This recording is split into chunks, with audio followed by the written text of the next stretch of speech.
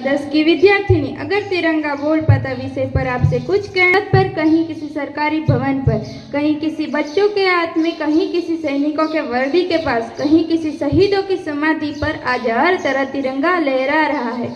लेकिन मेरा आप सबसे अलग ही सवाल है कि अगर तिरंगा बोल पाता तो वो हमसे क्या कहता?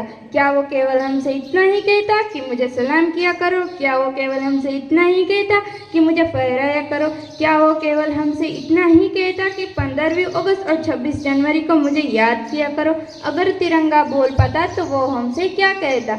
मुझे हाथों में उठाने से पहले अपने चरित्र को ऊंचा उठाओ, मुझे सलाम करने से पहले अपने कर्मों को सच्चा बनाओ, मुझे फहराने से पहले अपने अंदर के डर, निष्फलता और साहस को हराओ।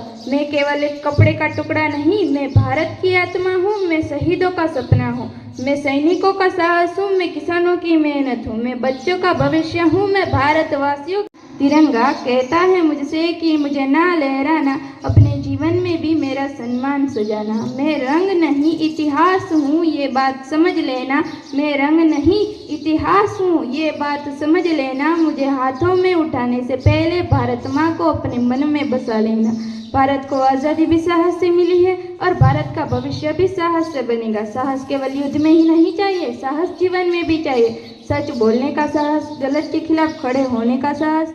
गरीबी आए, भारत रुका नहीं। चुनौतियां आए, भारत रुका नहीं। भारत ने अपने आप को उठाया, संभाला और आगे बढ़ाया। तिरंगा किसी एक धर्म का नहीं, तिरंगा किसी एक जाति का नहीं, तिरंगा किसी एक भाषा का नहीं, तिरंगा किसी एक प्रदेश का नहीं, तिरंगा हम सबका है। कश्मीर की ठंडियों में भी वो लहराता है, राजस्थान की गर्मियों में भी वो लहराता है, असम की हरियाली में भी वो लहराता है, समुद्र के किनारे पर भी वो लहराता है। और आखिर में मैं आप सबसे बस इतना ही कहना चाहती हूँ कि जब